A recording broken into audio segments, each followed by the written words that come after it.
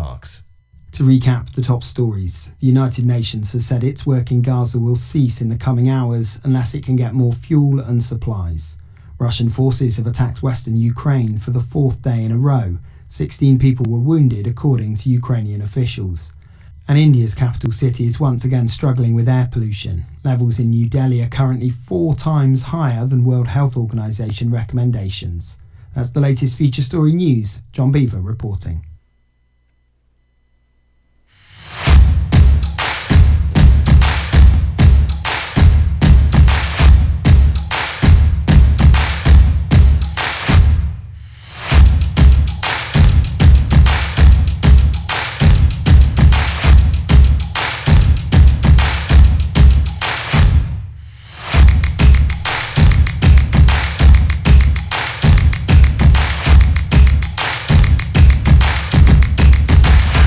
Good morning. It's a KCHW morning show. It is Wednesday. We have Sharon Ludwig, myself, Chuck Ritchie, and our special guest, K.S. Brooks this morning. We are without Scott today, just trying to get things going. Oh, good morning. Good morning. Do you hear me? But I can't hear you. I can't hear her. Okay, we're having some technical difficulties this morning. Let's go ahead and get those figured out.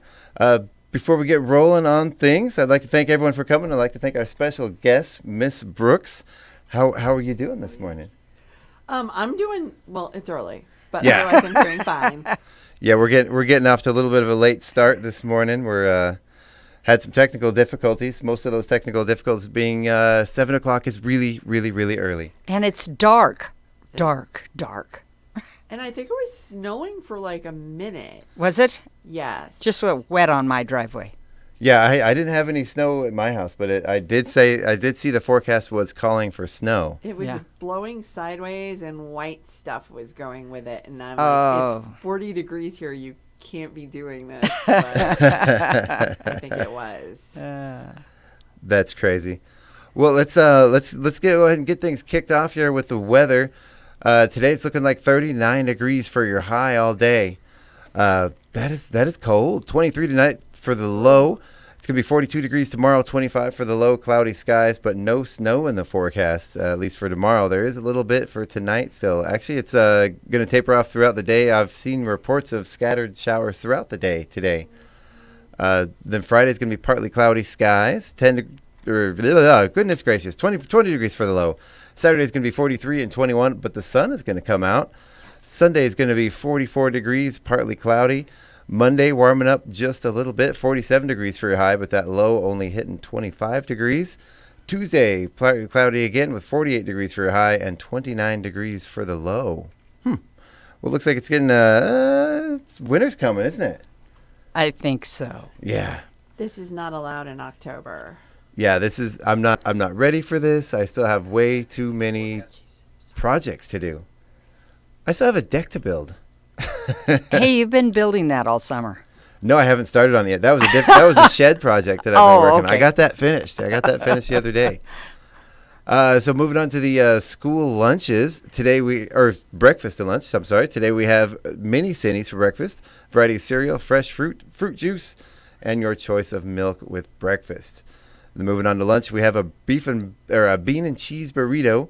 I don't know exactly what this is. Chili beef with beans, JTM. What is JTM?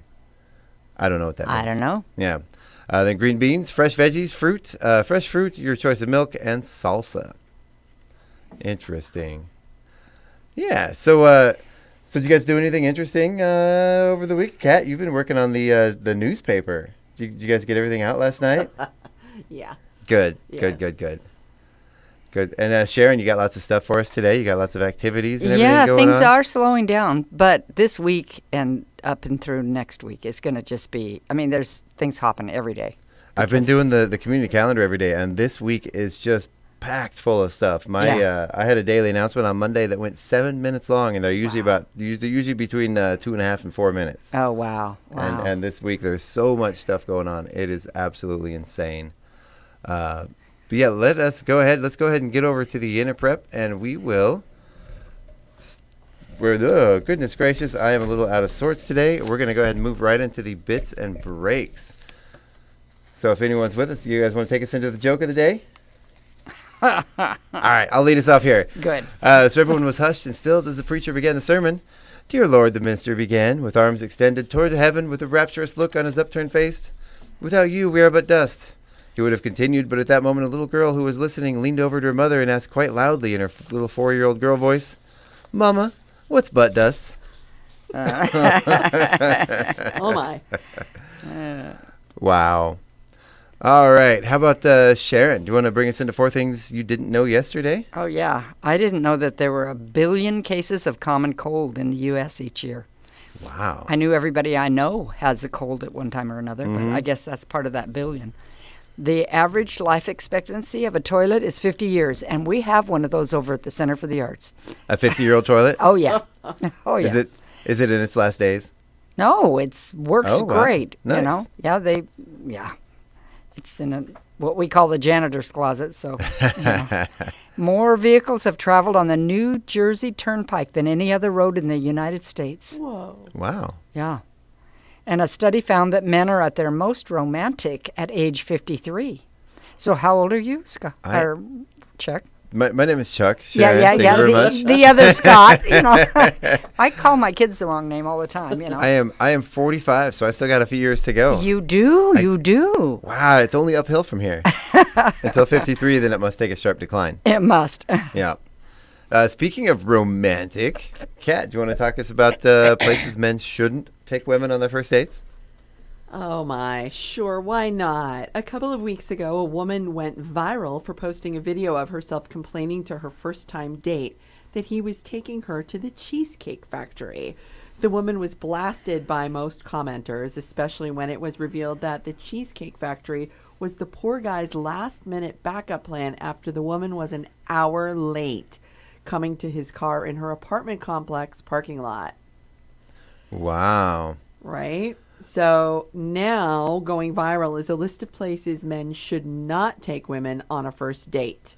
Get a little closer to Mike. This says basically don't take a woman anywhere. I disagree with that. But number 1 on the list is the Cheesecake Factory. Then Applebee's, Chili's, Chipotle, Olive Garden. So chain restaurants. I try to always go to support independent places, but that's just me. Yeah. The movies, why not go to a movie? What's wrong with the movies? I don't know. Your house, I agree with that. Don't take a woman to your house. What's going on here? That's a bit fast. Any fast food chain, I don't know, a romantic date at Zips, I'm kind of that. Buffalo Wild Wings, Wingstop, Red Lobster, a buffet. What is wrong with a buffet? That's Americana. Right? IHOP, Denny's, the gym. Hey, honey, you're looking a little portly there. Let's go to the gym. Church, Starbucks, coffee dates. There's nothing wrong with a coffee date if you're upfront about it. Isn't that a good icebreaker first date? Yeah, like I would a sort of a think. non-committal, hey, let's go grab coffee? Yes. Yeah. Ice cream dates. What? I don't agree with these. Ice cream is awesome. Family functions. I'm thinking that's never a good date, not just the first. Movie night, Netflix, Hulu, etc. Somewhere that requires a long drive. Just to make sure there's no duct tape and a shovel in the trunk. Yeah, right? Nightclubs, a bar just for drinks, Waffle House, or sporting events. No. If a guy wanted to take me to a hockey game, dinner and a hockey game, I would totally be all for that. Well, and I Right? think you need to know your date because some of these things I think would be very exciting to go to. Yeah. Yeah. I mean, and the gym, what if you're like a gym person and you've met this person in the gym and be like, hey, let's meet next Wednesday and work out. work Yeah. out together? Yeah. Yeah. I mean, come on. Who wrote this list? Not that I would be doing that, but, you know, Yeah, me neither. for some that might work. So our next one here, we have secrets to getting lucky. Secrets to getting lucky. Not that kind of lucky, though. That's not what I'm talking about. Get your mind out of the gutter, Sharon. I'm talking about creating luck. That doesn't seem like people have more luck than others. Here are some tips for getting luckier. You can be prepared. Luck often comes when you're ready for opportunities. You can stay informed and skilled so you can step up when a chance arises, like a sudden job opening. Show up. Someone said 90% of life is just showing up. Instead of waiting for opportunities, go to events and places where you can meet people and fulfill your deepest desires. That's so true. Yeah. Better your odds. Increasing your chances of luck is a numbers game. Don't just hope for success. Actively market yourself on multiple platforms to reach a broader audience. Kat, you kind of put yourself out there on all kinds of platforms. All the time, daily. Yeah. Are you lucky? Define luck. You have us as your friends. That's the most valuable thing ever. That makes you the luckiest girl in the world. It does. Listen to your instincts. Trust your gut feelings instead of ignoring them. You can following your intuition can lead to lucky moments like avoiding a traffic jam or discovering something new.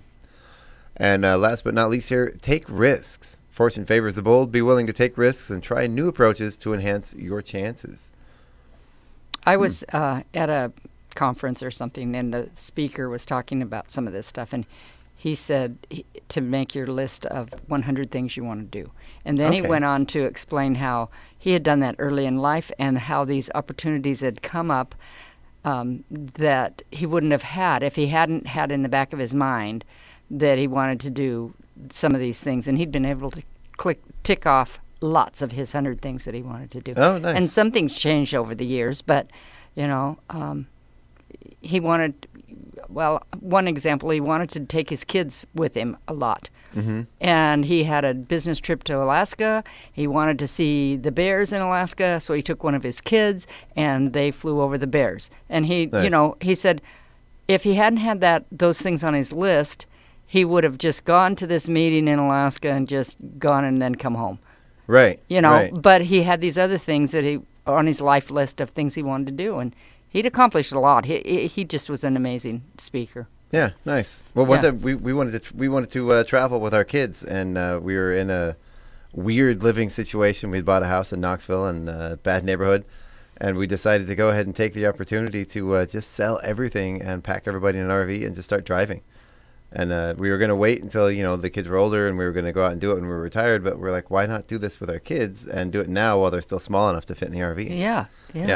Absolutely. So we just did it. And 4 years later, here we are in Chewelah. And we're so glad. Aw, Yes. Thank you. Sharon, tell us about your our favorite color type. Our favorite color and personality type. Okay, Faber Byron, author of books about color, says it is possible to make fairly accurate judgments about the meaning of color preferences and their revelations of personality traits. Okay, are you ready for this? Uh-huh. Red, you're extroverted and full of desire with a tendency to be impulsive and emotional. You loathe monotony.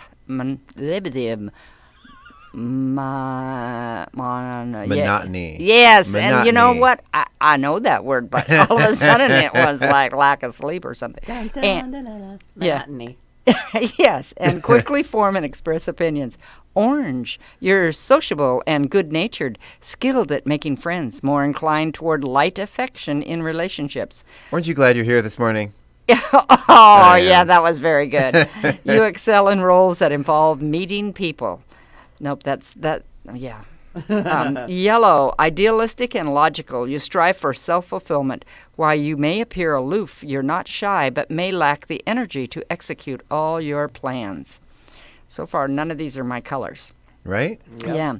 Green, consistent and sensible. You value your social standing and resist change. You have many friends, but tend to prioritize affirmation and reputation. Blue-green. Fashionable and poised, you have a keen eye for quality. While outwardly self-controlled, internally you may be tense and crave admiration. Blue, introverted and deliberate. You seek a calm, orderly life. You're a hard worker who is sensitive to others but can be opinionated. Purple, either deeply insightful and creative or an admirer of arts and uniqueness. You value gentility and dislike conflict. Purple became my favorite color early in our marriage because I had a relative that had married into the family that she hated purple, and and she gritted on me a little bit, and so I would wear purple, and I would say how purple was my favorite color, and it became a favorite color. But it was anyway. Okay, that's enough of that. Brown, persistent and sensible. You're more likely to accept than give. You think things through and are resistant to change. Pink, either sheltered or nostalgic for childhood innocence. You believe life should be gentle and romantic, preferred mainly by upper or middle class women. Aw. Huh. So you said is your favorite color still purple, Sharon? It is. It is? Yeah. That's a good one. Kat, do you have a favorite color? It's not on this list. What is it? Is it black? It is. Okay. I was looking forward to black because I wanted to see that. Other than black is slimming, I was wondering if there was some sort of emotional connection to black, but It's black like my soul. that's right. Oh. I've never had a favorite color. I don't know what it is, but I've never really grasped the concept of like latching onto one color as my. There's so No. many. Like Yeah. it's Oh, like, yeah. what's your favorite breath of air? People say, what's your favorite movie or your favorite music genre? Right. I don't know. Right? It's all of them and not all of them. Like I don't all know. the ocean colors and sky colors, and I mean, there's so many. Yeah. Oh, yeah. How can you choose a favorite? I guess you can, but I But don't. like 90% of my wardrobe is black, so I'm gonna go with black. Right. Yeah. Yeah. I can't even come up with a favorite.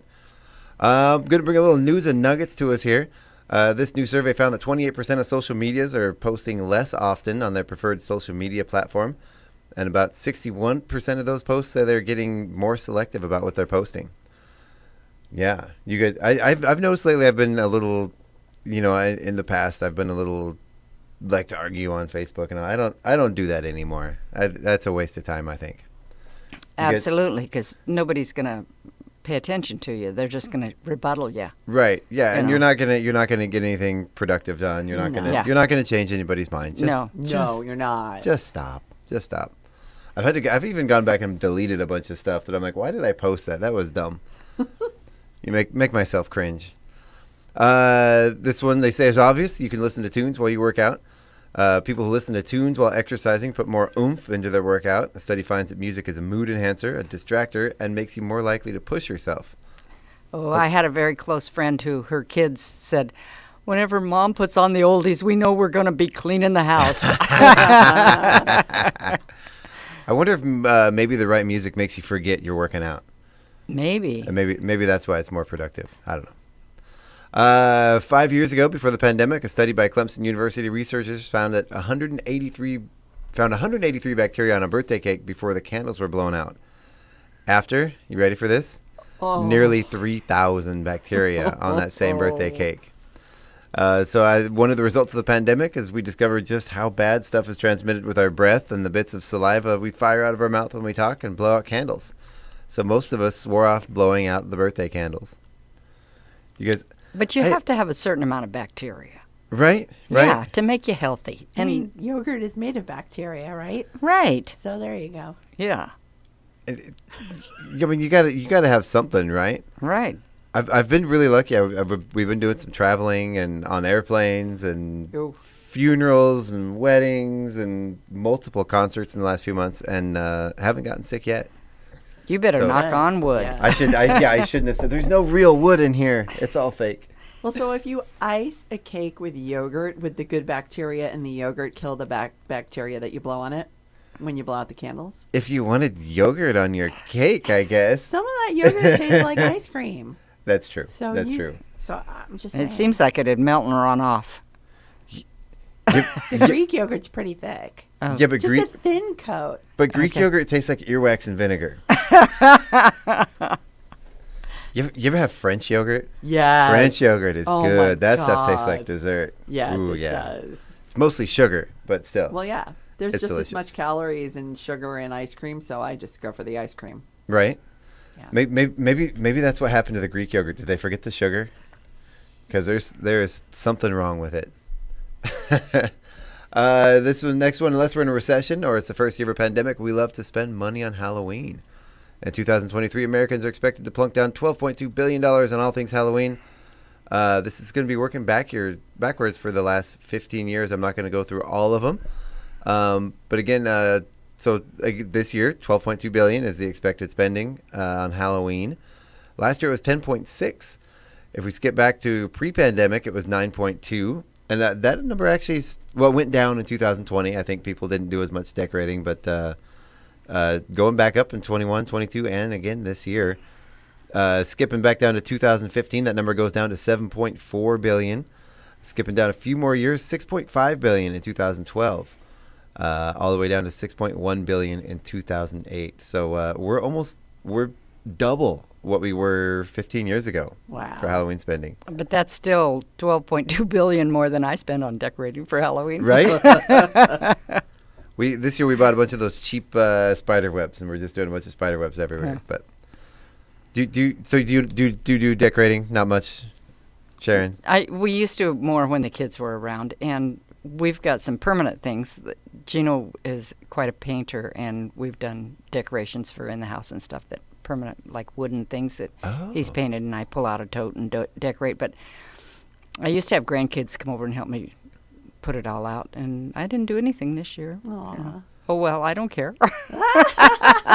I've been trying to convince my family for years. There's this like 12-foot tall Krampus animatronic, and I want it so bad. And I'm trying to convince them it's a good deal because it's multi-purpose. It's for Christmas and Halloween, and you can just leave it out from like now until after Christmas. And where would you store it?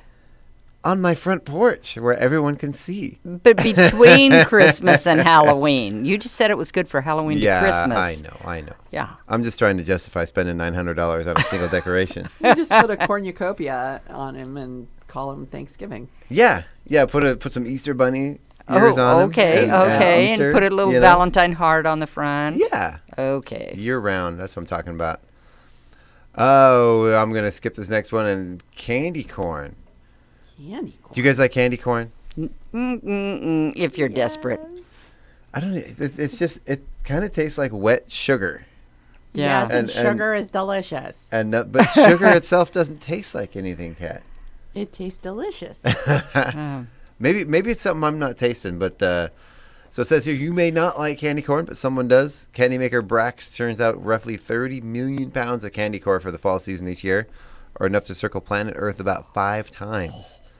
Last year, that was 75 million of 88.5 million in total candy corn sales. Wow. So candy corn is just sugar, corn syrup, confectioner's glaze, salt, gelatin, honey, and dyes, among some other things. Some other things in quotations. A popular recipe is to mix candy corn with dry roasted peanuts. Fans claim the perfect mixture is 2 or 3 peanuts to 1 piece of candy corn. I just heard that the other day, that somebody said that's the only way to eat it. And it's good. Maybe. But do you think it's the worst candy to ever exist? Or does that go to those little orange... Circus peanuts? Circus peanuts, yes. They're so good. You have to let them get a little bit stale. Same with candy corn. It's got to be a little bit stale, have better consistency. You know, I've heard that my kids say that about marshmallows, too. I'm also not a marshmallow fan. I guess they're just burnt. Well, on burned, a yeah. Campfire. And Sarah Hooper from Colville says she likes candy corn. So I'm not alone. I knew there was something wrong with you, Sarah. Well, and Just kidding, Sarah. We love you. I We think love this candy corn with the dry roasted peanuts would make it taste like payday, and I really like those. Oh. You know, because it's got the nougat with the nuts on the top and Yeah. stuff. And that's a favorite.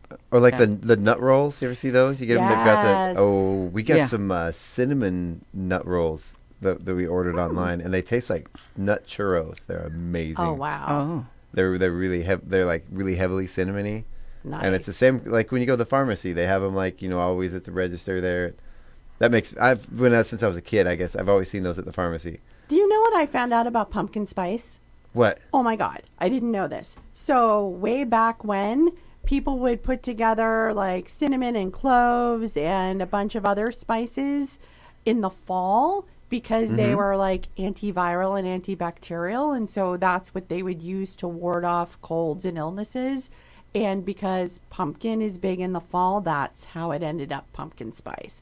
So there's actually like a valid reason and not just foo-foo taste for pumpkin spice. Wow. Bazinga. Yeah. Right? I think pumpkin spice got a bad rap for a while. I think it became like the whole, tropic basic white girl thing. And I disagree. I think pumpkin spice is delicious and it should be celebrated. And there's the... Like, oh my God. Like, what do you mean? It's like totally awesome. I know. It's like the best thing ever. Oh my.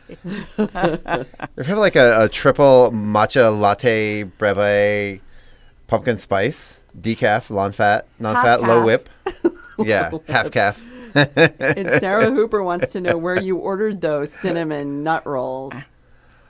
Oh, you know what? We get them. There's a website called Marty, and they do like cheap stuff that's about to expire or that's been discontinued, and you get a whole bunch of groceries, or it's mostly snacky stuff, really really cheap. And we What's the name of it? Marty. Marty? Martee. Oh. I think is what it is. But yeah, and Mate. it's really great because it's like you just buy stuff's really cheap and you get stuff that you wouldn't normally try. That sounds awesome. Yeah, and it's you get like $30, you get a big box full of snacks, and it's all weird stuff. It's good stuff though. But yeah, delicious, Awesome. delicious. So let's go ahead and move along here. It is 7:54. We are gonna move into some trivia. Are you guys ready? Oh, sure. Are you guys ready? Don't scroll down. Okay. No cheating. Okay. So we've got is Sarah commenting again? Yes, she said, Oh. what the heck? What the heck? I assume about buying food that's about to expire. Well, it's not. I mean, it's still good, but like stuff that a little overstock stuff, things that aren't selling as well. Yeah, that almost sounds like an endorsement. I should be careful what I say, right? Oh well. Okay, so we have the wrong section that I just went to. Let me go ahead and back up here. We're gonna go back to the trivia. Are you guys ready? No, Yeah, but- yeah. Okay. I'm not too good at this. Oh, terrible. This will be fun. We're all having a rough morning today. Okay, so this is there's a lot of these, and the greatest number of these to open in one day was 39. It happened October 29th, 2003. Is it a restaurant? It is not a restaurant. Okay. Is it a hardware store? Although technically there are, I guess, some restaurants in them. Usually one or two. Is it like a department store or a supermarket or a Mall? Sharon's heading in the right direction. or like Walmart or like Target? Walmart. Oh. Ding, ding, ding, ding. They opened in one day? 39 in one day on October 29th, 2003. Well, think about the time era. The early 2000s, that was kind of the late 90s, early 2000s. That was like the heyday of Walmarts. They were just popping up all over the place. Darn. Right? I know in my hometown in Wasilla, we had a Walmart. It was one of those small Walmarts. You ever seen those? Like a mini Walmart? Yes. And it lasted about 2 years until they decided to build a brand new mega Walmart right across the street from it. Oh, my God. Yeah. Wow. Yeah. I guess they weren't thinking our tiny little town was going to be the number one selling Walmart in the U.S., Oh which my. it was for What? yeah. In its first like 2 years, it had the most sales. The tiny Walmart had the most sales of any Walmart in the entire chain. Yeah. So they opened up a brand new massive one across the street. It's in a survey about favorite comfort foods. Mashed potatoes comes in second behind what? Macaroni and cheese?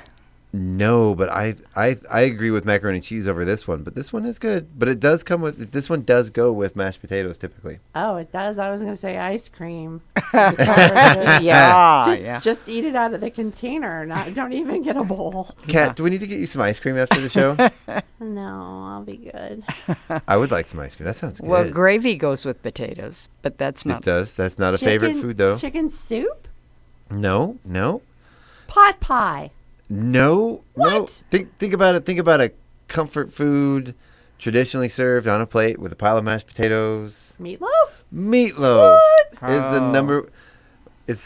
That is not my number one choice for comfort food, but No. it is good. I don't. Most people hear meatloaf and oh, we're having meatloaf and kind of cringe because I think it's a lot of people make it, but I'm not sure a lot of people actually like it that much. Sandy Steinhagen on our Facebook feed called it. She said meatloaf. Meatloaf. Okay. Well, there you go. It's I think it's one of those things that's either good or bad. Like I know growing up, I love you, Mom, but their meatloaf was a little dry. But she did make us meatloaf. We were there a couple weeks ago, and it was actually really good. So. We never had meatloaf growing up. Oh, you didn't? No. No. I don't think so. I used to make quick meatloaf. I'd make up the meatloaf mix and then I'd put it in cupcake muffin tins, and then you only have to cook it like 15 minutes instead of an hour. And my kids loved it. It's more like a hamburger, but it's just little meatloaf individuals. Oh, that's Yeah. awesome. I do like that you get like the ketchup crust on the top. When you bake it and it gets a little bit brown and it gets like that leathery sort of almost chewy ketchup you gotta topping. have brown sugar in that. Oh, okay. So the best meatloaf I've ever had was from a Lewis and Clark cookbook, and they used bison, of course, but you can use whatever you want. And that recipe is amazing, and it uses oatmeal because they didn't have wheat flour back then. That's what I put in mine. It's is oatmeal. gluten-free, I was- folks. I was gonna say the best binder to use in oatmeal or in meatloaf is oatmeal. Yeah. Yeah. It absorbs and it matches the texture. Yeah, and I always put Nice. eggs in mine Yeah. too. Yep. Yeah. Yeah, you gotta have the eggs. have Yeah. to. Yeah. Later on in this segment, we'll have meatloaf recipes with Kat Sharon. Join us for our new cooking segment. Woohoo! In 21 U.S. states, this is the single largest employer. Hospitals? Yeah. Nope, not hospitals. Walmart. Walmart. There you go. Woo! Wow. It must be Walmart Day today. We'll find out. Yes. We'll find out when we get I into should have worn blue. right. Oh. Okay. So these are different phobias, and the first one to figure out which. Well, actually, this is multiple choice. Multiple choice. So we're gonna start with Sharon here. Okay. Is a mathophobia the fear of dust or the fear of math? Well, it sounds like it would be math. Mm-hmm. But I suppose because this is a weird segment, it's dust. That is correct. It is dust. Are you calling our show weird, Sharon? Well, we're doing a little weird this morning. We are weird. Kat, is kinetophobia the fear of motion or the fear of being photographed? I would have thought it'd be the fear of being in Kmart, but Yeah. Kinetophobia. I mean, it sounds like it would be the first one, so I'm gonna probably go with the second one and trick myself on a trick question. You would be wrong, Kat. That is the first one. Kinetophobia, like kinetics, Oh, motion. I just walk around fearing kinetics all day long now. Right? Do people? I mean, that could be debilitating. Somebody has that. Do they just sit around? Fear of motion? Yeah. It's like negative inertia. Yeah. Yeah. Do you have a fear of being photographed, Kat? I know you like. I know don't you like being photographed. I know you like being on the other end of the camera. Yes. Huh. Sharon is poinophobia, not point, but poine, P-O-I-N-E. Poinophobia, the fear of plants or the fear of punishment? Well, I don't have a fear of plants, and I don't think I do much wrong to get punished. I don't know. Probably the punishment. Yeah. You that's would what be I- right. Yeah. You would be right, Sharon. The next one here is zealophobia, the fear of jealousy or the fear of striped animals. I would go with A, Chuck. A. That you would be correct. That is the fear of jealousy. Oh, but I'm afraid of little skunks that come in my yard. Last night I saw a raccoon the size of a dog Oh, Really? my. on Burnt Valley. I thought like, oh, that's a coyote. And then as I got closer, I saw the mask and it was a raccoon. Oh, It was my. giant. Wow. I was like, He's been eating somewhere good. I guess. Wow. Giant. So we have a creek in our backyard, and in that creek comes there's a pipe that I think it's one of the street drainage, runoff pipes that runs into the creek, and I haven't seen any liquid come out of that in the 6 years we've lived here, but there are a family of raccoons that live inside that pipe, Oh, and, wow. and we watch them every once in a while. The dogs like to bark at them, but yeah, they go in and out of that pipe, and the pipe comes out just right above the water, and I see them every once in a while. They just peek their head out and stick their head in the water and get a drink and. So do they take food down and wash it in the water? Do you ever watch them? They are most of the time they come out at night. I can't see Oh. them that well, but you shine the flashlight at them and they take off running. But they are kind of hovering around the creek at night a lot. So I think there's 3 or 4 of them last time I saw them all together. Wow. But they are adorable. They're my Yeah. friends. I give them corn and treats Aw. and all kinds of fun stuff. Yeah, they like me. Pretty soon they're not gonna fit in the pipe anymore. They're going to be as big as cats. I couldn't believe how big it was. I do like the little baby skunks though. They're so adorable. I was at a rescue place once, and they had little baby skunks. Aw. that were like the size of the little Hostess Twinkies. And when they're that old, they're not old enough to spray yet, but they were so mad, and they were going pss, pss, and they were like stomping their little feet and telling me to get away, and they were so adorable. But, yeah, they're cute. Sharon, last one here. Is noctophobia the fear of night or the fear of the color black? Noctophobia. Well, both are the same. Night is black and black is black. That was deep, Sharon. I'd say it's the fear of night. The fear of night. You would be correct. Yes. It is the fear of night. Sharon, you got 100%. Good job. They were all guesses too. Yeah. Well, we are going to go ahead and head into our break a little early right now. Thank our sponsors and play a little bit of news while we get ready for the second half of the show. Once again, I'd like to thank our guests here, Sharon Ludwig, and our special guest, K.S. Brooks, with Scott being out for the day. So once again, we will be right back. Thank you very much for listening. We'll see you back in a minute.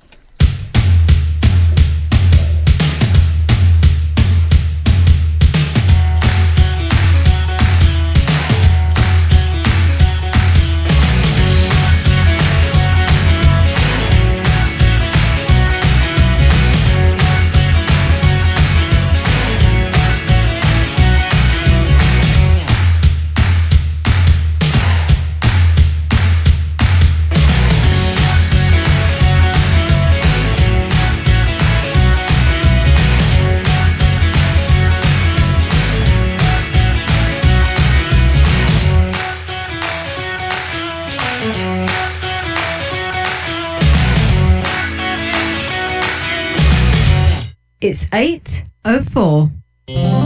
You're listening to Northern Lights Public Radio on 102.7 KCHW, Chewelah, Springdale, Wellpinit. You're listening to 102.7 KCHW, Chewelah.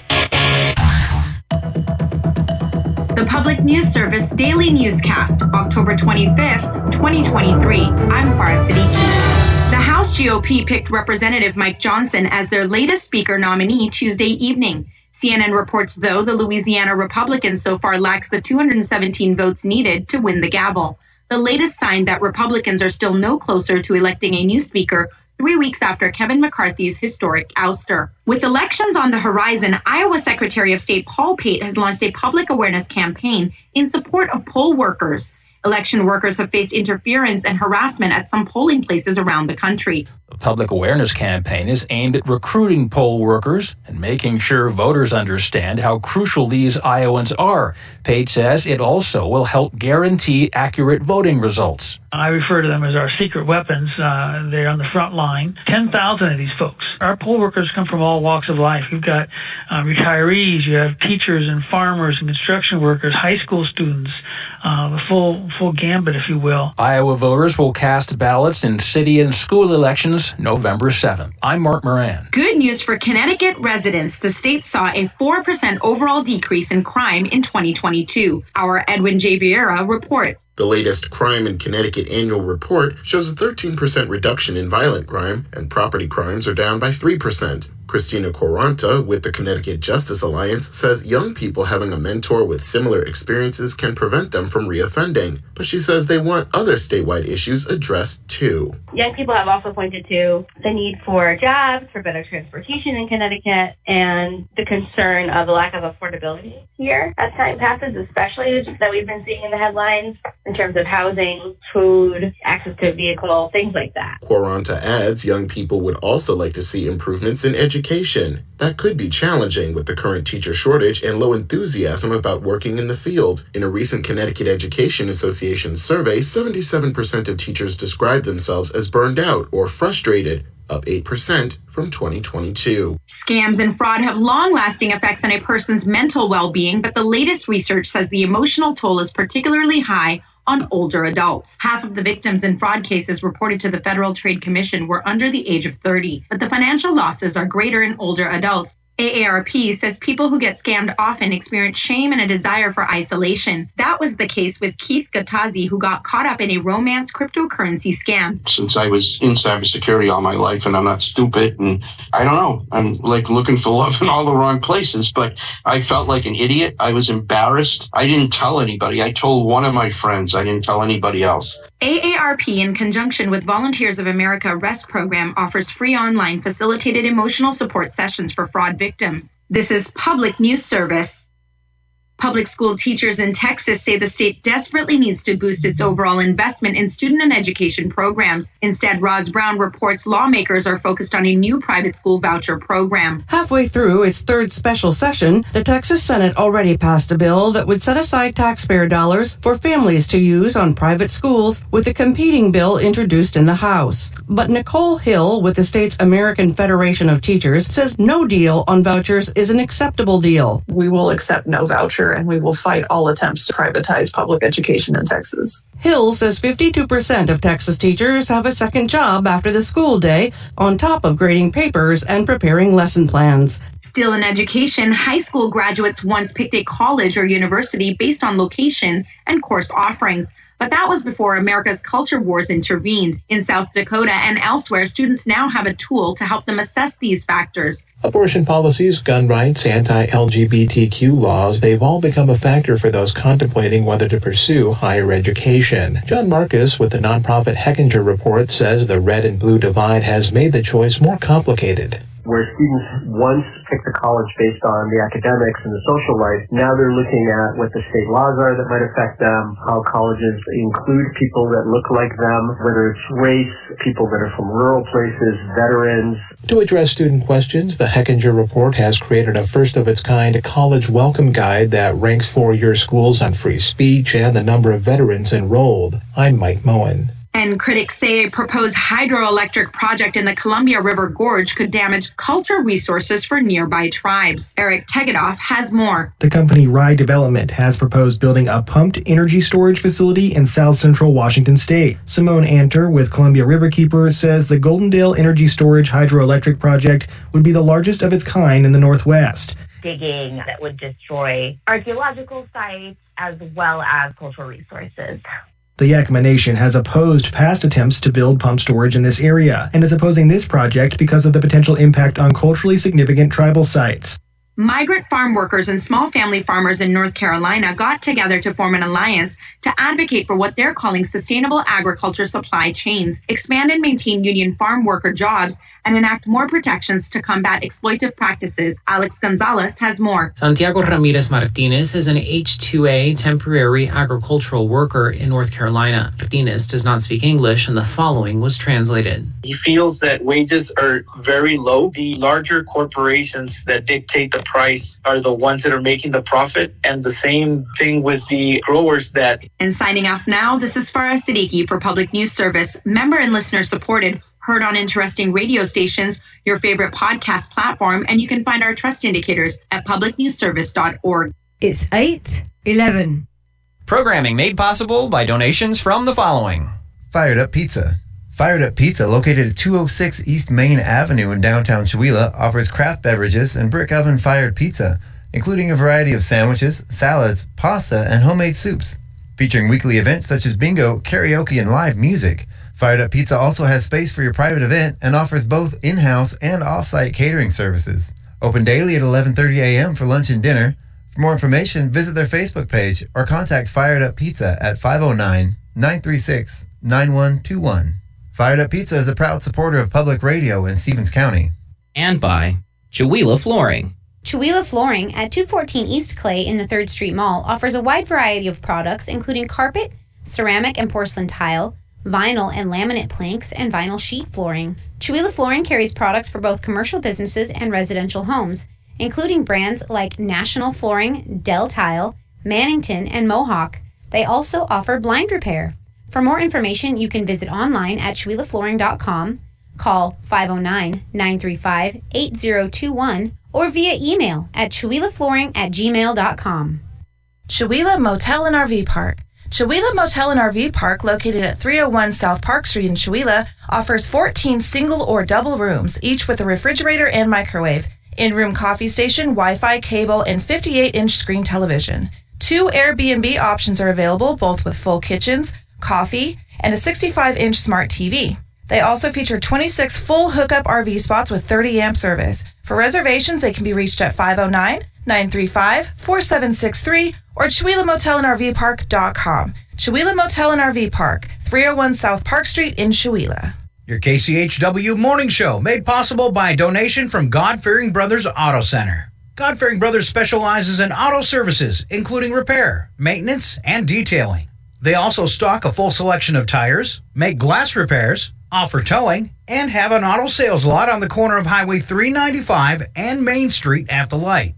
For more information, you can visit the Auto Service Center at 806 East Main in Cheweela.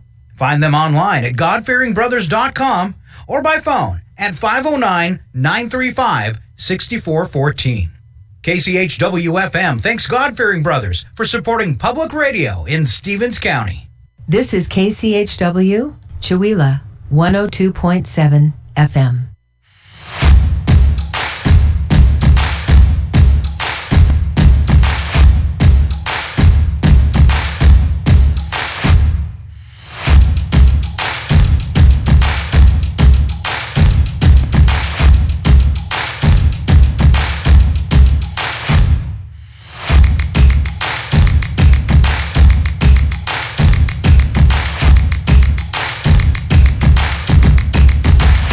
Good morning. Welcome back to the KCHW Morning Show. This is part 2 of the show this morning.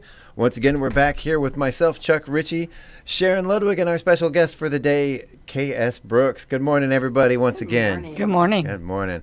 So yeah, I had a little break there. Thanked our sponsors. I'd like to give a special thank you to our sponsors. We have a couple of new sponsors. Fired Up Pizza, you just heard there. One of our newest sponsors, and one of our oldest time sponsors is back on the air, back playing their ads, and their store is back open again, Setty's Hardware. Yay. Oh, yay. Yeah, we were in Texas and came back to them open, and it's been kind of like you can breathe again, you know? You find that you don't have to go drive an hour round trip to get anything from the hardware store again. It's good to see them up and going. I don't know if anyone's ever been there or not, but it really feels like you're in a store there. You walk through those connexes, and it's really neat to see what they've done. So welcome back, Setties. Welcome back to the radio, and welcome back to doing business in Cheweela. It's good to see. So moving on, we were gonna do some local birthdays, but we don't have any birthdays on the calendar. That means not enough people signed up to be in the Lions Club calendar. Yeah, we were pushing that for a while, trying to get people to sign up, and we have a couple empty days in a row this week, which is pretty rare. Pretty rare, yeah. So we're going to go ahead and move along with some celebrity birthdays. Is anyone ready? Does anyone want to take away the celebrity birthdays? Well, I can start with a couple, but then I'll get where you're going to have to fill in on how to pronounce their names. Okay. I'll give you help. Marion Ross is 95. Do you remember who she is? I have no idea. Who is that? Happy Days, right? Happy Days. Oh, who was she? The mother. She's still alive? Mm-hmm. Wow. What? That's what I thought too. So I but she's 95. That's really exciting. That's amazing. Yeah. Wow, happy birthday, Marion. That's great. Nancy Cartwright from The Simpsons is 66. Mm-hmm. Tracy Nelson from Father Dowling Mysteries in Melrose Place is 60. Michael Boatman, The Good Fight, Spin City is 59. You know, I don't know. I know the old one, but I don't know the younger ones. I mean, 59 is not younger, but it is compared to me. Samantha Bee from Full Frontal is 54. Adam Goldberg from The Equalizer, Saving Private Ryan. Don't be lying, Sharon. Yeah, is 53. Leslie Grossman from American Horror Story and Popular is 52. Craig Robinson from The Office is 52. Mm-hmm. And Anthony Starr from The Boys is 48. Katy Perry is 39. Singer Sierra is 38. This is the one. Mia you pronounce it. Wasikowska? Wasikowska? Okay, from Alice in Wonderland is 34. Wow. Right. Wow. Yep. So, Kat, why don't you go ahead and tell us about what happened today? Take us all the way through. All right. In 1970, the wreck of Confederate submarine Hunley was found off Charleston, South Carolina by underwater archaeologist Dr. Ely Spence. Hunley was the first submarine to sink a ship in warfare. In 2001, Windows XP was released. I liked that, actually. You liked XP? XP was good. In 1998, a Danish man said goodbye to his 86-year-old father by, taking his corpse for a motorcycle ride and stopping at a bar for a beer and a cigar.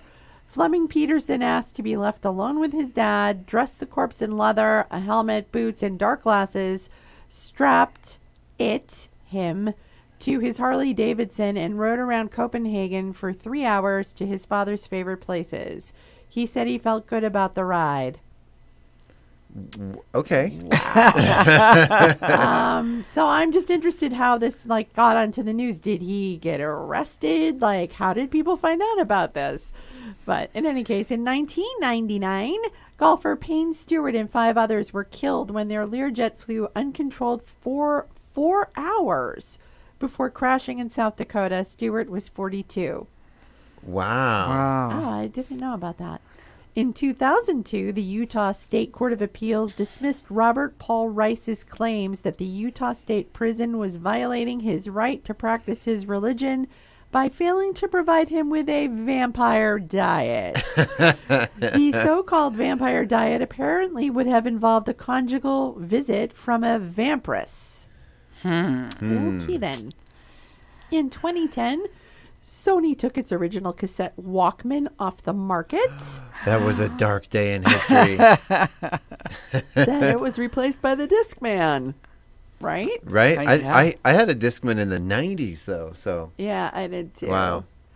And in 2017, the first fossil of ichthyosaur, Very a nice. marine reptile 152 million years old, was found in India.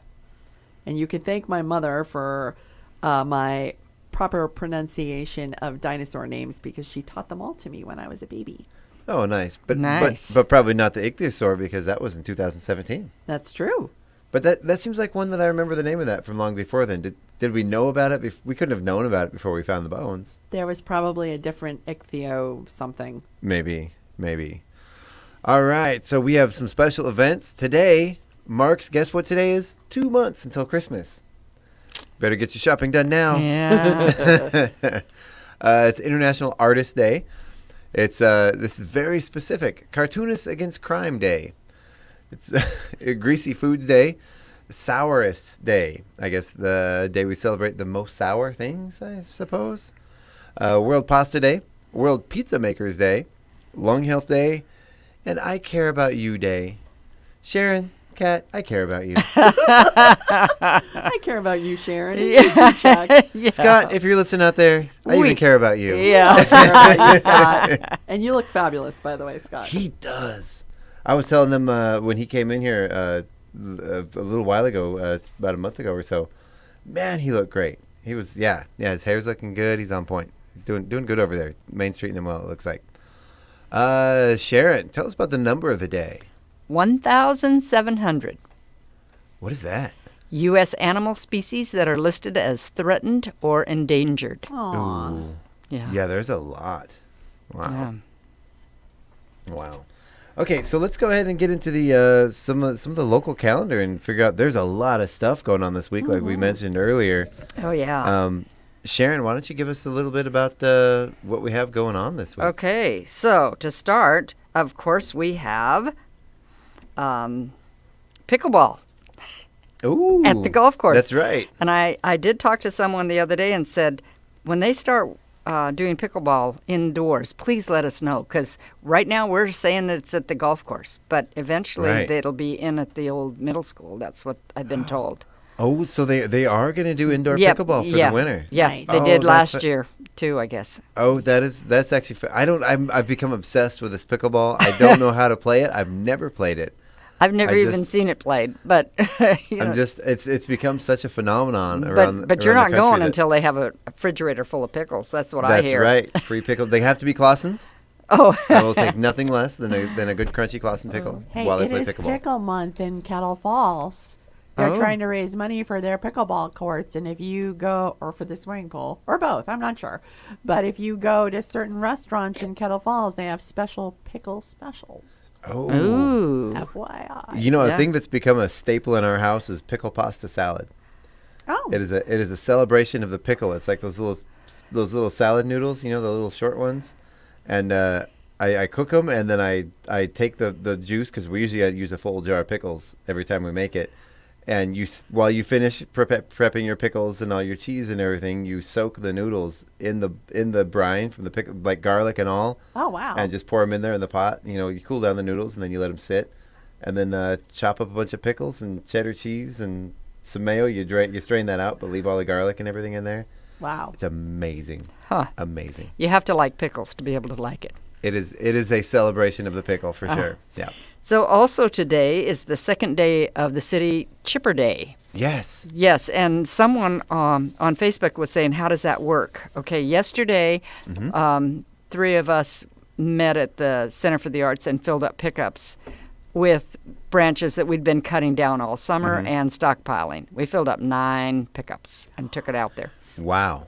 I mean, we went back each, several times. But you just drive out to the end of Hunt Street, which is you drive down Main Street and turn and go out to where the lagoons or the sewer plant is, or the recycling. You have to be a citizen of Chewelah. Yep. But if you live at the golf course, you're a citizen of Chewelah. And so then they have signs. You just follow this little road around. And then you back into the chipper, and they pull it all off for you. You don't have to do any work. And then they, close the back of your pickup, and you're done, and you drive off. And it's just a great service. They do it in the fall and in the spring. I meant to post on Facebook. I have a pile of branches in my yard that I don't have a vehicle for. My truck's broken down, and I don't have any. It won't move. Oh. And I've got this this pile of branches. I was going to see if someone could grab it for me. So if you're headed out that way and you have a little room in your trailer, go ahead and give us a message. Sorry. Yeah. Because and it's free. Yeah. Free it for is. citizens. It is. Yeah. It is, yeah. Yeah. And I think it's always fun because you go out there and they've got a little fire going and they've got their lunch out there and they're cooking their hot dogs or hamburgers or whatever they're cooking for the fellas that are working there. It looks like a fun day for them too. Well, and I've gone in past years with my trailer, and if it was me, I would have been out there for an hour unloading the stuff, and man, those guys, they just got that trailer done in like 30 seconds. Just shoop, and it was done. Yeah. Yeah, those guys move. Yeah. It's good stuff. So, and also today at the Center for the Arts is their sit and knit class from 2 to 4. You just show up, and I had a phone call this last week of somebody who wanted to know if you could start now. Yes, you can start now, anytime. It's there is a teacher there. If you don't know anything about knitting or crocheting, they do some of that too, but mainly it's knitting. You just show up and you can learn, or you can just sit and knit and visit.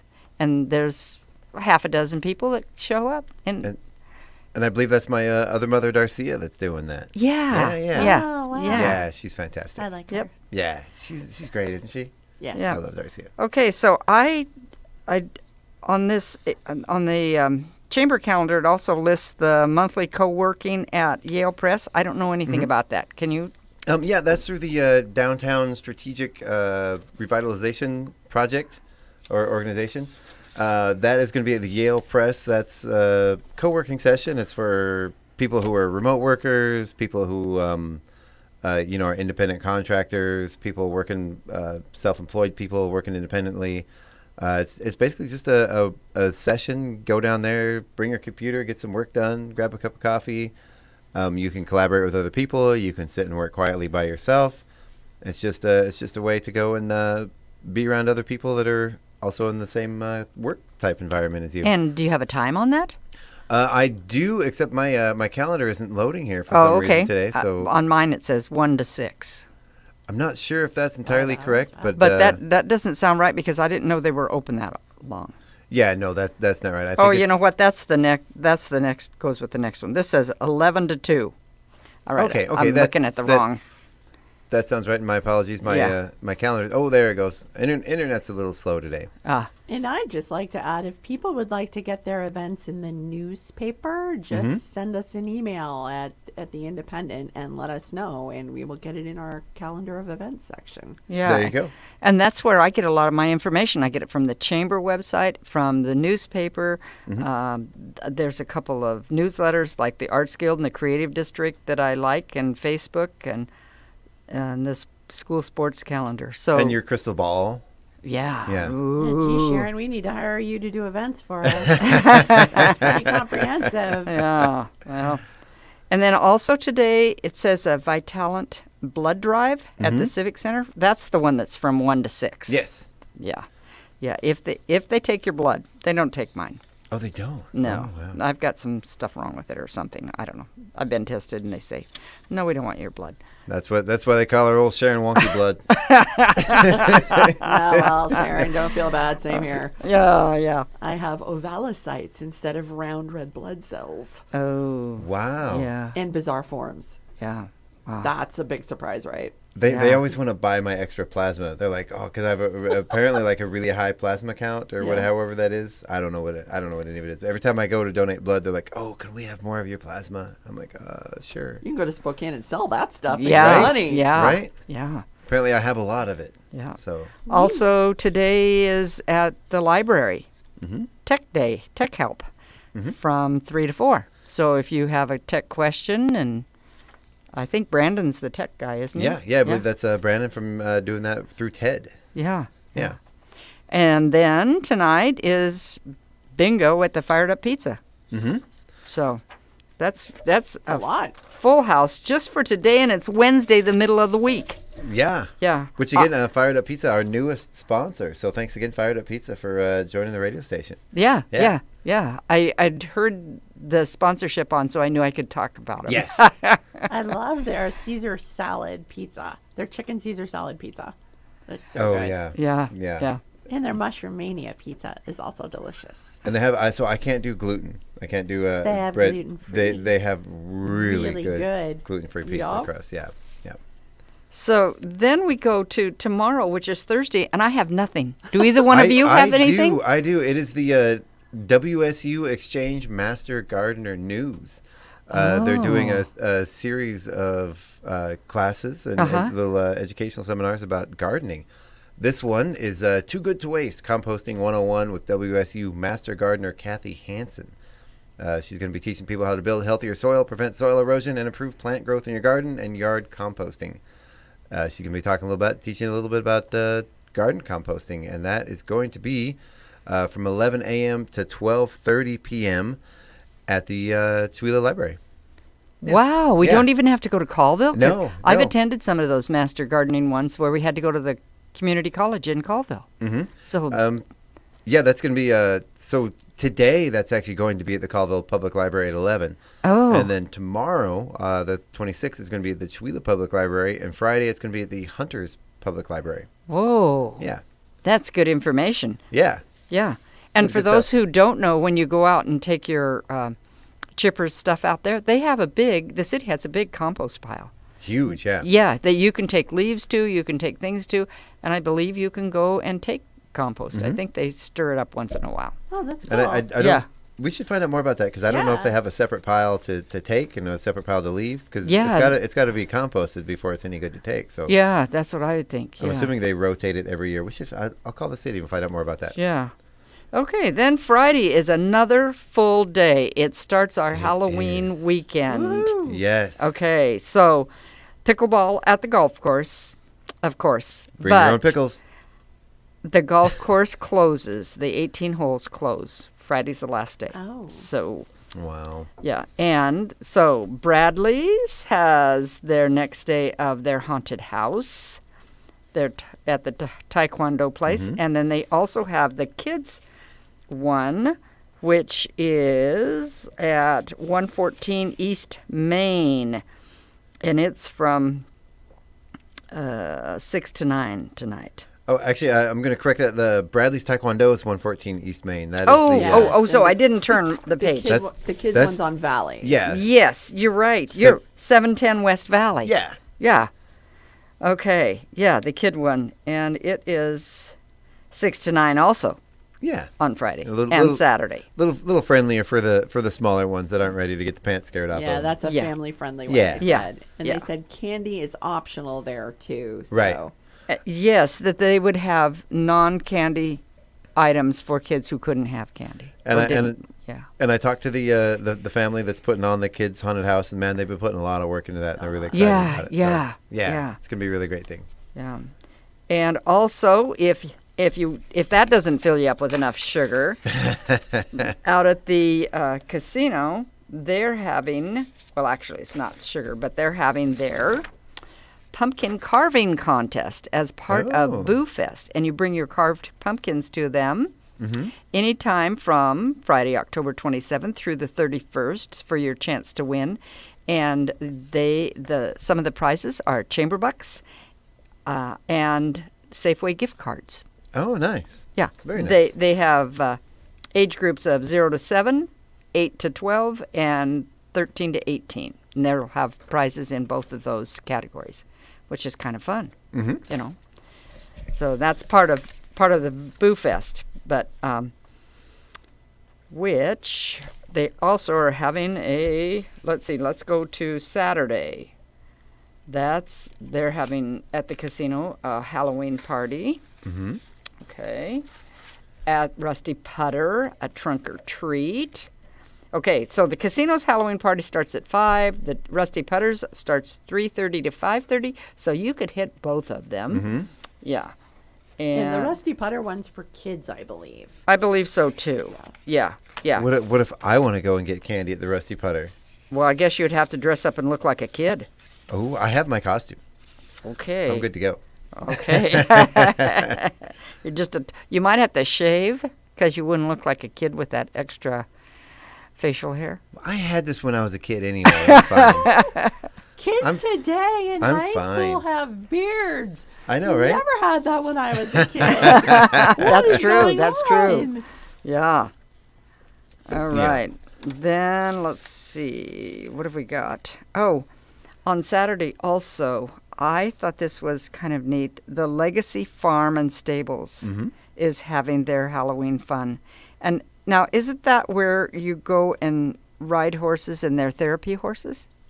That's what I think. I believe so, something along those lines. And they're going to have a Halloween party, and there's going to be pony rides. Yeah. Wow. Yeah. And it's all day, 9 a.m. to 5 p.m. So that's pretty neat. Yeah. And Fired Up Pizza is having karaoke. Yes, the ancient Japanese art of karaoke. And I guess Oasis is also having one, but I think that is Friday night. Okay. I just did events for the paper last night, so nice. And also Friday night is Moonlight Madness in Colville. They're having a kitty and dog parade, I believe, and also trick or treating for the kids. Kitty. Wow. Nice. So if you need a year's supply of candy, you just get a kid and take that kid everywhere. And just start walking and driving, and you'll stumble across some candy somewhere. And then all the parades during the summer. I mean, just candy. The kids are bringing like giant bags and just filling them at those parades. So, yeah, you never need to buy candy again. I'll have to say, up at 49 degrees north on Saturday from 8:30 to 1 p.m. they're having a job fair. Oh. So there's going to be some job openings, and I don't know if that's just for ski jobs or if that's going to be a job fair, a general job fair. I'm assuming those are. There's clerks. There's in the restaurant. There's at the base where you're helping people off and on the that thing you ride up the lift. Yeah, that's it. Yeah. Yeah, because my daughter has something to do with that, and she said that years ago they had to turn people away. Now, if you are qualified, you will get a job up there. Wow, that's very cool. And you don't have to know a lot; they'll train you. That's cool. Yeah. Well, I would say a bad place to take a girl on a first date is a ski hill when she doesn't know how to ski. And then you want to go to the top of the mountain and just let her go. Let her rip. Yeah, no, Oh. not good. Not good That at sounds, all. that sounds Not like good. that sounds like you're speaking from experience, Kat. Maybe. My very first time on a snowboard, a friend of mine said, "Oh, the best way to learn is just to go up to the top. You'll figure it out by the time you get down." And we went up to the top, and he got off the lift, and he said, "See you later. Good luck." And I had no idea it took me. So then the binding broke about 100 feet down, and so I'm sitting there on this, and the snowboards they have these little brakes that come down when you're not using them, so you can't ride it down like a sled. By the time I got down, there was a band and everything playing down at the ski lodge afterwards. By the time I got there, the ski lift had closed. All the ski patrol had gone home. What? And I walked into this event. I still had my rental boots. They were closed. I couldn't return them. And I heard everyone, "That's the guy." They're all whispering, "That's the guy that was stuck on the mountain." Oh all my! night. Did you ever go back up skiing again or snowboarding? Never again in my life. Oh. Okay, so then Sunday, I have nothing. Do you? Either one of you have anything for Sunday? Sunday? Yes, I do. I have one at the again at Fired Up Pizza. It's the Blues and Brews Jam. Oh. Yeah. Oh. Yeah. This is a jam session. It says bring your own axe. Does that happen And join every the jam. Sunday? I believe so. Yeah, every Sunday at 4 p.m. Oh, it's nice. the Blues and Brews Jam. I believe that's hosted by Doug McQuain. Oh, yeah. If I remember correctly. And Sally and I Yeah. think Craig is there. I'm not sure. Yeah, Okay. yeah, they're a good band to listen to. Too. Yeah. Yeah, they're fun. They're fun. But I would think that this close to Halloween, they might want to use a better word than axe. I think that's perfectly appropriate. Monday, the Center for the Arts is doing a sit and knit. It's at a different time from 6 to 8. Not as well attended on Monday. So if you want some more individual instruction, that would be a good day to go to. Although both days are good, Monday and Wednesday. On Tuesday is Halloween. Yes. And so Boo Fest, the Chamber is sponsoring, and that's downtown from 3:30 to 5:30. And there's a lot going on with the Boo Fest. So the costume contest is being judged by the Chewelah Creative District. Yep. It's gonna be right there. There's gonna be a photo booth backdrop, and gonna be doing the photo contest there. And is there a special time they need to come, or is it through that whole time? I believe it is through the day. I'm going to find out more information. I'm in the creative district, but I'm not on that committee. I believe that is Brad from the Friday Market that's organized the head of that group that's organizing that, and I will reach out to him. I'm going to see him today, so I will find out more information about that. Yeah, because the whole thing is 3:30 to 5:30. So if Mhm. it's during the whole time, you could go there. I just didn't know if there was a certain time. And also, there's a best candy contest at the different businesses. Ooh. So people need to go into the businesses and try out their candy and vote for who's best. Yeah, and how do you do that? I don't know. I Oh. went to the chamber website and there wasn't anything yet. So I'm hoping they'll be putting that on there. I do know of at least one business that's handing out full-size candy bars. Is that Denovia? Oh, I don't know. Maybe there's two. I don't know. They usually do a pretty good job. Yeah. Nice. Yeah. And Bradley's Taekwondo again is having their two events continuing through Halloween. So and then we just kind of have a drop off for a while. But I think that we're all going to be just like slugs. Yeah, I'm exhausted just listening to it. Good. Yeah, right? I'm ready for a break. Yeah. I feel like I've been going nonstop for weeks. We do have a few public service announcements here. Oh, good. Again, another reminder about the Chipper Days. That is, today is the last day of the Chipper Days. Right. Then we have, let's see, this is the Raise the Roof fundraiser. This is a fundraising campaign for the Little White Schoolhouse. They need to raise money for the schoolhouse's roof. The sooner they raise the roof, the sooner they can complete the restoration of the schoolhouse. And they're going to be opening a museum and a small art gallery out there in Valley. That's going to be so cool. Yeah. Yeah. You can go to Facebook, go to the Little White Schoolhouse page on Facebook, or the Valley Historical Society. There's pictures, all kinds of stuff. This is a 501c3 nonprofit, so any donations made will be tax deductible. And they have a GoFundMe link available on their Facebook page. So go check that out. don't want to send an email. Abundant Life Fellowship is having another Halloween event. It's going to be from 5 to 7. There's going to be door prizes, cakewalk, games, face painting, chili and hot dogs, and again, lots and lots of candy. And that's going to be from 5 to 7 at Abundant Life Fellowship Church at the corner of 2nd and Clay. And then we got... And that would be East 2nd, because we have 2 seconds in this town. We have 2 right. seconds, 2/3, and 2/4. And no, maybe just 2/3. Anyway, yeah, because it's either east or west. Yeah. Okay. Yeah. I think it just says it keeps. Is it the one that's right by City Hall? Yeah, it is 2nd Street East. Okay. Yeah. Okay. Yeah, I wasn't sure about that. Yeah. Well, I edited it for the paper last night, so. Yeah. There you go. Yeah. Awesome. They do a lot of good things for youth. They do they have a lot of things for the youth. Outstanding. Yeah. All right. Well, I think that about takes. There's a lot of stuff going on this week. It's just like you say. I'm gonna be ready for like a couple weeks of nothing. Let the winter settle in. Yeah. And then start venturing out. I know we're doing a bunch of stuff through the Creative District over the winter. We have Chewville and we have the Light in the Darkness. Yep. The planning is underway for the Winterfest. February. The city's Winterfest. That's going to be the date. I believe is set for February 3rd. And it's going to be. And if you want to be part of that planning, there's a planning meeting today. There is a planning meeting today. That's going to be at 12:30 at the City Hall. Yes. Yep. And KCHW is actually going to be a partner in that event. We will be there live broadcasting throughout the day. We're going to be broadcasting the scheduled events. We are actually there. The speakers that are downtown will be broadcasting KCHW live throughout the day. Oh, how fun. Yeah, and yours truly will be sort of guiding traffic and directing everybody throughout the day and introducing all the bands and everything that are going to play. And I'll be taking pictures for the paper. Yeah. Yes, it's going to be a great event. I know the Creative District's going to be involved doing stuff. Awesome. The Ski Hill's going to be coming down again and rail building, jam. Yeah, doing the rail jam, ski joring again.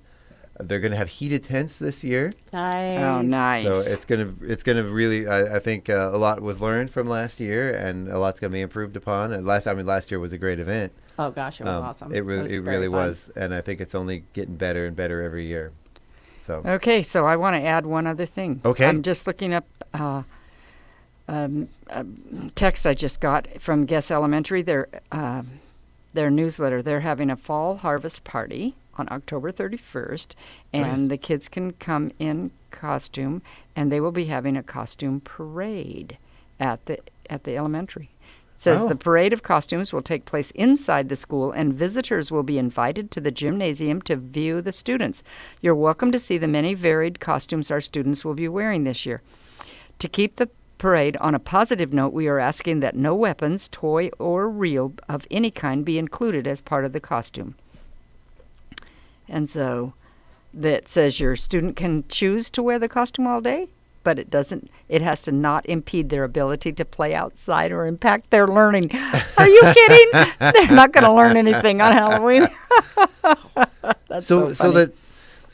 There's been a thing probably in the last few years, probably the last 30 years.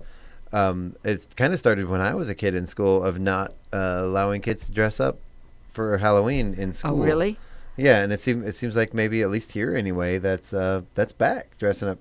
Yeah, and the parade used to be downtown. Yeah, because my kids all were in the parade, and you had to make sure they were dressed warm because they'd come from the grade school. They'd go by the hospital when we still had a long-term care unit there, and they would have people out in wheelchairs, and they would clap for everybody. Aww. And they were so cute. And then they'd go down to the corner and go down the main street of town and come back to the grade school. It was so fun. Yeah. Oh, that's that would amazing. Be fun. Yeah. I would love to see like an October Horribles parade or something like that with all the kids and adults in costume. Yeah. I think that'd be fun. And would you Horribles parade? Yeah, back east we had Horribles parade. I love the name of that. That is fantastic. Very creative. There was just creative costumes and turning cars into floats and all sorts of neat things. Oh wow. Yeah. I just remember as a kid all year looking forward to going to school that one day dressed up in my costume, and you'd plan that costume for months. It never looked good. I would always, as a kid, I'd always try to do homemade costumes, and I would plan them, and I'd know exactly what I was going to do, and then the day would come, and I'd end up throwing it all together at the last minute, and it would look awful. I had friends who had no money, and she was lamenting the fact that they had no money, and she'd always been able to buy costumes. And so we did some brainstorming, and I think her kids were so cute. You're talking about homemade, but one of her kids went as a dice. She took a cardboard box and just painted it and put spots on it, and they were a dice. And I don't remember the other kids, but they were all just so cute, and they were homemade without spending money. Nice. Well, the best ones are always the homemade ones anyway, in my opinion. Yeah. So, yeah. So anyway, that's cool. Halloween is my favorite time of year. I love this. I'm not so crazy about this weather lately. Well, I just got a message that in Colville it's snowing. No, take it back. More often than not, my kids went out trick-or-treating in the snow. Of course, my kids are in their middle 30s to their early 50s. So that was quite a while ago, but still, we had snow on Halloween.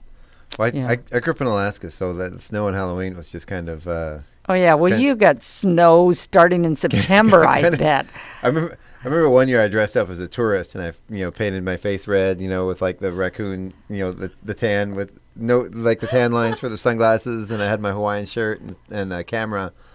And I was dumb enough to go out trick-or-treating in Alaska in Halloween wearing a short sleeve Hawaiian shirt and shorts and flip-flops because it was nice earlier in the day. Oh, my. Like it was unusual, like really, really unusually nice. And we hadn't had any snow yet, which was unheard of. And so I'm like, all right, I'm going to do this thing. And, of course, a blizzard hit. Like, the sun went down, and boom, like full-on blizzard Halloween night. It was horrible. I was miserable. All right, so we got about 10 minutes left of the show. We're going to wrap things up with the news attack. This is where the first part is a true story, and the second part is a dumb joke. I'm going to go ahead and kick us off. The number of candidates for Speaker of the House has dropped from 9 to 8. It's kind of like your grandpa's version of the Squid Game. You guys, neither one of you know what the Squid Game is, do you? I don't. It's a Korean horror show about a game show that ends poorly for the losers. Oh. Yep. It's very scary. I haven't seen it, but I've heard a lot about it. Go ahead, Sharon, tell us about the next one here. The Centers for Disease Control is reminding people not to dress up their chickens for Halloween. Well, there goes another of our family's beloved traditions. For a second, I thought it said not to dress up as a chicken. That would kind of make more sense. Astronauts who spend long periods of time away from Earth may experience changes in the brain that linger long after their return. Astronauts come back from space and can't remember where they parked their spaceship. Sounds like a Friday night to me. Right? These. Wow. Well, that is one way to forget your ex. Oh. Go ahead, Sharon. Take us to the For next one. charity, someone in Minnesota dropped a 2,500-pound pumpkin on a school bus. Wow. I don't know what's sadder, 2,500 pounds of pumpkin smashing a bus or all those lattes Starbucks won't be able to make. Yeah. Well, if it was for charity, it was probably an old, crummy bus anyway. And a nasty pumpkin. Yeah. Right. 2,500 pounds is a big pumpkin. That's as big as a Volkswagen. That is big.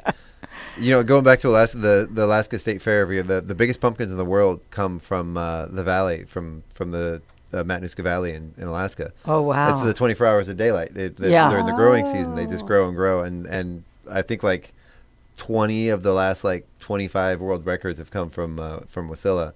And those things get massive. Oh, wow. Massive. I remember one year there was a, and they're very, very specific. There was a guy that set the world record, and they lifted it up on a crane so they could inspect it. And there was a hole the size of the tip of a pencil in the bottom of the pumpkin, and it was from sitting on a piece of gravel or something, and disqualified it. Oh. Yeah. What, they think that he added weight? Well, that's what they have to make sure that there's no holes, no punctures. You can't have any imperfections at all because of that. Because something that size, a needle could have been in there and injected melted lead or something inside the pumpkin. So so they have to be really careful about it. But anyway, Who went last? I did. The pumpkin. Oh, go ahead, Kat. Take us to the next one. Researchers say if we do a really hard workout, we're less likely to do other physical activities the rest of the day.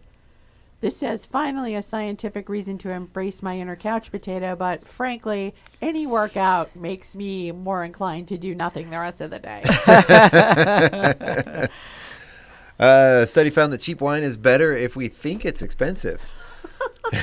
Unfortunately, the study showed that the same is not true regarding open heart surgeons and bulletproof vests. Oh, wow. Bump. A man accidentally shot himself in the rear at a movie theater in Mexico.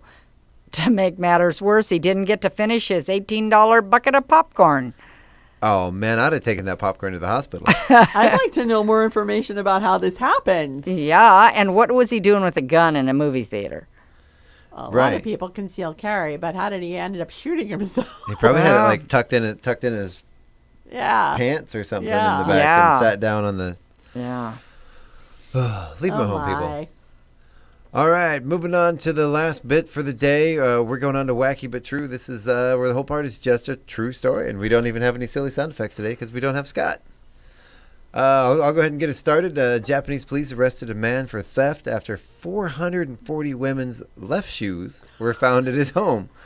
Officers discovered the hoard after the 45-year-old man was initially arrested for stealing the left shoes of 2 women from a hospital. The hospital, which asked visitors to change into slippers, said people had complained about missing shoes. That is so weird. Left shoes. Maybe that fellow is come to Chihuahua because this summer we had, for a service, we put things out on a table in front of the center for free. And we had a bunch of one shoes missing. No. Yeah, probably 5 or 6 pair where one shoe was gone. Wow. Eventually we found a couple of them on our roof. That sounds about right. I got there was a cotton candy maker out there that we grabbed. Oh, really? Yeah, we I think we have ghosts in our house because the other day we were one of my kids was in the kitchen and a basket that holds it's our banana baskets where the bananas live, and started on its own rattling. And we're having, it was right below the light fixture. We're having issues with some, we have to turn that light fixture off because it flickers and we're worried about it sparking, and that light was on. I wonder if something was warning us about that light.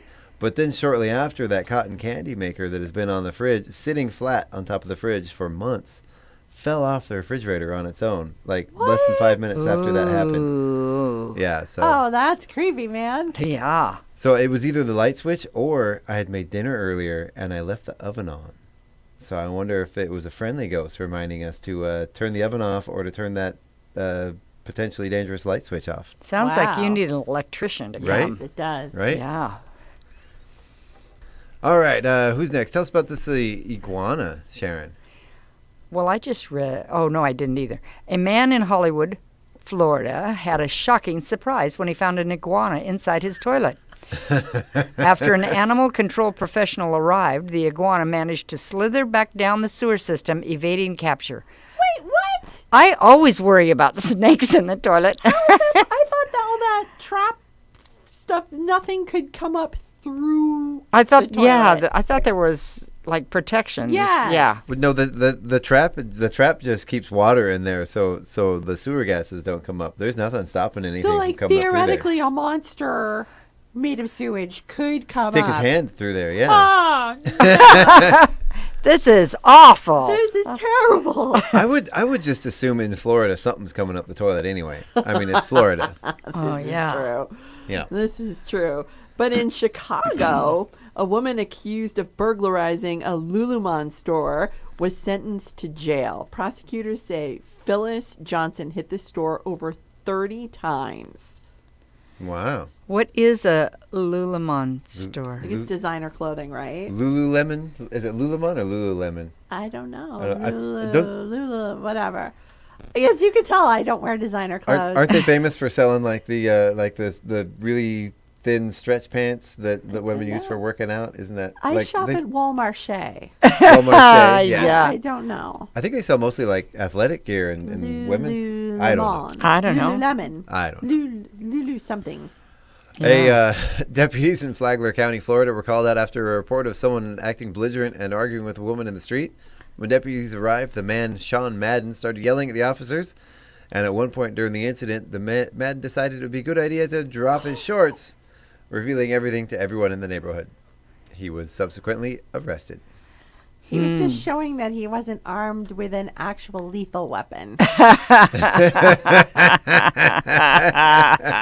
Nothing to see here, folks. Yes. I'm unarmed, sir. Residents in a New Zealand town, how do I pronounce that? Pararua? Sure. Good have had enough of Celine Dion's music blaring from cars at 2 a.m. and have launched a petition to bring an end to the noise. Participants of the so-called siren battles, which involve groups of people gathering in an area with their cars and playing music from their sirens, say it's a way to express themselves. Celine Dion's high treble songs have become popular choices for these battles. The cars used in the battles can have up to 10 sirens, with competitions held throughout the night. One of the founders of a group that runs siren battles in Auckland defended the activity, stating that it is a better alternative to night clubbing. But night clubbing is you go to a club, right? It's not hitting each other with clubs. Well, I prefer to be hit with a club than have to listen to that all night. I don't blame those people. These kids these days and their loud Celine Dion music. This is a Celine Dion free zone, people. I would rather be clubbed in the head than listen to Celine Dion that loud, or at all. So is she dying? Is she ill? I thought I saw some. Could have been clickbait. Here I am talking about Celine Dion, and now you're making me feel bad. Well, I think I saw a picture of her having lost a lot of weight. Yeah, in the hospital or something. Yeah. So I don't know what's going on there. I was just kidding, Celine Dion. I wish you well. Well, yeah, good for you. No, I wouldn't wish any harm on her. I'm just not a fan of the music, but I hope she's okay. Wow. Yeah, that's unfortunate. Okay, then last but not least, who's going to take us out? Yeah. Take us out, Kat. I get all the women stealing things. Yeah. A Las Vegas woman is facing charges of grand larceny and burglary after allegedly stealing over $50,000 from her sugar daddy at a casino. According to police documents, the victim met the woman on a dating website called Seeking Arrangement. God, that's a romantic name. And invited her to spend the weekend with him in Las Vegas. He claimed to have given her $2,500, but denied any sexual transaction. After a day at the pool, the victim allowed the woman to store her purse, which contained $50,000 in cash and $7,000 worth of casino chips, in his hotel room safe.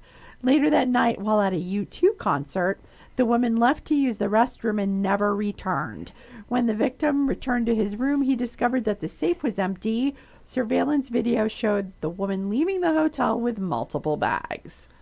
Okay, so I had to go back and reread this because he's allowing her to store her purse. And when I first read it, it sounded like the purse contained $50,000 in cash. Yes, that does. How it's it is written. It's poorly written. Yeah, but it actually, the safe had the money and the casino chips, which is. Exactly. So that is called a misplaced participle in writing, people. Oh, don't do thank that. you. You're welcome. Join us next week for writing lessons with K.S. Brooks. I actually do teach for the college. So Good. All right. Well, that just about wraps us up for today. Thank you guys for joining us. Appreciate it. We'll be back. Chuck. Yeah. We'll be back. This has been fun. It has been. We'll be back tomorrow with a normal lineup with the three amigos of myself, Scott Allen, and Alan Milani. You can stay tuned right here tonight. We have our very own Dirt Road Doug with Dirt Road Blues. That'll be we're going to kick off the night with Music for the Mountain from 6 to 8 p.m. Apologies. And then from 8 to 10 is Dirt Road Blues with Dirt Road Doug McQuain. Then stick around from 10 p.m. to 1 a.m. For our planetary sort of segment where you can learn about, I always like to say, you learn about Earth, space, and beyond. We have a little bit of programming from SETI, the Search for Extraterrestrial Intelligence. You can tune in right there, and don't forget today's Chipper Days. Get your stuff out to the city maintenance shop, and they're gonna take care of your chipper, your wood for you. So I have a question. What's that? I do too. If tomorrow's the normal people, is today the abnormal people hosting the show? I just need to know this. Well, I did call us weird. In a loving way. In a loving way. Okay. So tell us again when Dr. Jazz is, because I really like his show, but it's been changed from one day to another. No, it's Tuesdays. No, it's Always Tuesdays. Tuesdays. Yep. Tuesdays. Yeah, but how come I heard him on a Sunday one time? Oh, so he is live from 6 to 9 on Tuesdays, and then on Sundays, we have one of his pre-recorded shows. Oh, that's where I was confused. Yeah. Yeah, because Yeah, when I heard him, I'm going, did they change when his day? Okay. No, So- he always plays while we're putting the paper out on Tuesday nights. Okay. Yeah, I really yeah. like his show. Yeah, Tom is great, and he, Yeah. I think he's okay with me talking about it on the air. He fought cancer and kicked its butt. Good for him. Kicked its Tom. butt. He's done with he's done with all Awesome. of his treatments, and he came in the other day looking amazing. Good. He was so happy because he can eat cheese again. he had a tumor, I believe, in his esophagus or somewhere around there, and went through all of his treatments and kicked its butt. So bless. so Good, congratulations, good. Tom. I'm glad Yes, you're back. Glad you're feeling good. congratulations, Dr. Jazz.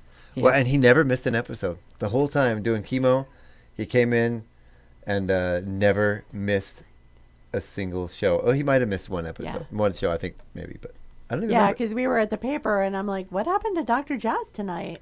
Oh, okay. Yeah. Yeah, I think he might have missed I'm one. sorry, I have a ridiculous memory. That's good. Yeah, I've decided that I can only do what's in the moment. Yep. So if I'm here, I can maybe do things with the radio. If I'm over at the center, I can think about the center. But don't talk to me about the radio at the center because my mind is not going to work. All right, everybody. Well, that's about does it. We're running a little overtime. Thank you so much for listening to KCHW 102.7. We will see you tomorrow. Goodbye, everybody. Bye.